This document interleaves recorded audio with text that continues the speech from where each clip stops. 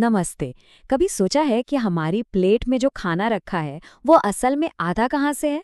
आज हम इसी के पीछे की पूरी कहानी पता लगाने वाले हैं, एक बड़े ही मजेदार सफर पर। हम जो भी खाते हैं ना, उसके हर निवाले की एक अपनी कहानी होती है। एक पूरा सफर होता है। कहीं खेतों से, बागानों से या फिर समंदर से शुरू होकर सीधा हमारी डाइनिंग टेबल तक। अब देखिए, चाहे वो मुलायम इडली की प्लेट हो या फिर एक साधारण सी तली हुई मछली, खाने की वैरायटी तो बहुत है, मतलब अनगिनत। लेकिन इन सब में एक बात कॉमन है, इन सब की शुरुआत कहीं ना कहीं से तो होती ही है। तो ठीक है, चलिए देखते हैं कि आज का हमारा सफर कैसा रहेगा। हम इन 5 पड़ावों से गुजरेंगे और अपने खाने की पूरी कहानी को समझेंगे। तो चलिए शुरू करते हैं। किसी भी डिश का सोर्स पता करने के लिए सबसे पहला कदम ये है कि हम उसे उसके हिस्सों में तोड़कर देखें। मतलब ये पता करें कि वो किन किन चीज़ों या इंग्रेडिएंट से मिलकर बनी है। जैसे जरा इस दाल की कटोरी को ही देखिए। देखने में कितनी सिंपल लग रही है ना, पर असल में ये कई अलग-अलग चीजों का मेल है। मतलब हम किसी भी डिश को उसके बेसिक इंग्रेडिएंट्स में ब्रेक डाउन कर सकते हैं।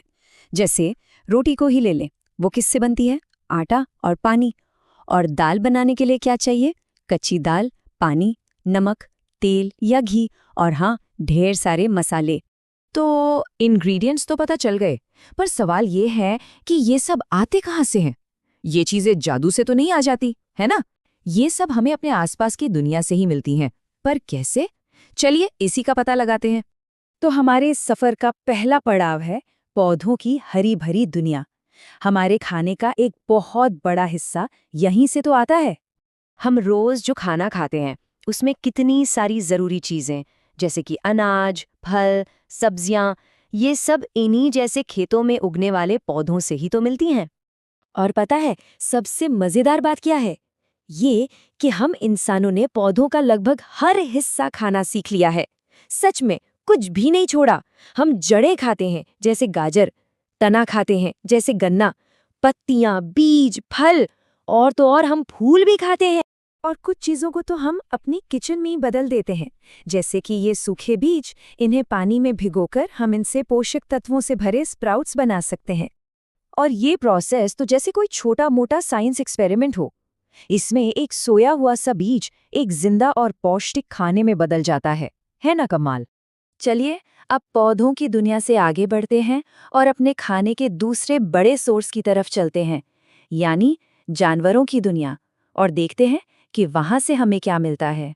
जानवरों से हमें प्रोटीन और फैट जैसे बहुत जरूरी पोषक तत्व मिलते हैं। मांस और अंडे इसके सबसे आम उदाहरण हैं। लेकिन रुकिए, बात सिर्फ मांस तक ही खत्म नहीं होती। जरा सोचिए, हमें जानवरों से दूध मिलता है, जिससे फिर मक्खन, पनीर, दही, क्या कुछ नहीं बनता। अंडे मिलते हैं, और हाँ, शहद। शहद को तो बिल्कुल नहीं भूल सकते। ये जो मेहनती मधुमक्खियां होती हैं ना, ये फूलों से मीठा रस, जिसे नेक्टर कहते हैं, इकट्ठा करती हैं और फिर उसे अपने छत्ते में शहद बनाकर जमा कर लेती हैं। सोचिए, एक ऐसा खाना जो कीड़े बनाते हैं। तो अब बात कुछ कुछ साफ हो रही है ना? हमारी ज्यादातर डिशेस असल में क्या है? वो पौधों और जानवरों से मिली चीजों का एक टेस्टी मिक्सचर ही तो है। ठीक है, तो अब हमें ये तो समझ आ गया कि हमारा खाना कहाँ से आता है। तो अब क्यों ना थोड़ा जूम आउट करें और देखें कि बाकी जानवर क्या खाते हैं।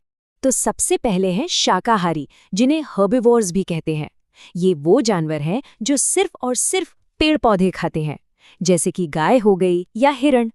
दूसरे नंबर पर है मांसाहारी, यानी कार्निवोर्स। ये जानवर अपना पेट भरने के लिए दूसरे जानवरों का शिकार करते हैं, जैसे शेर और बाघ। और फिर तीसरी कैटेगरी है सर्वाहारी की, मतलब ओमनिवोर्स। ये वो हैं जो पौधे और जानवर दोनों खा लेते हैं। और हाँ, इसी ग्रुप में कौवे और भालू के साथ साथ हम इंसान भी आते हैं। खाने की आदतों का ये जो क्लासिफिकेशन है ना, ये हमें नेचर के फूड वेब यानी खाद्य जाल को समझने में मदद करता है। और ये भी कि इस पूरे सिस्टम में हमारी जगह कहाँ पर है।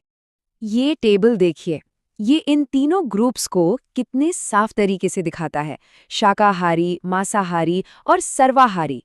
इससे पता चलता है कि कैसे अलग अलग जानवर अलग अलग तरह के खाने के लिए बने हैं।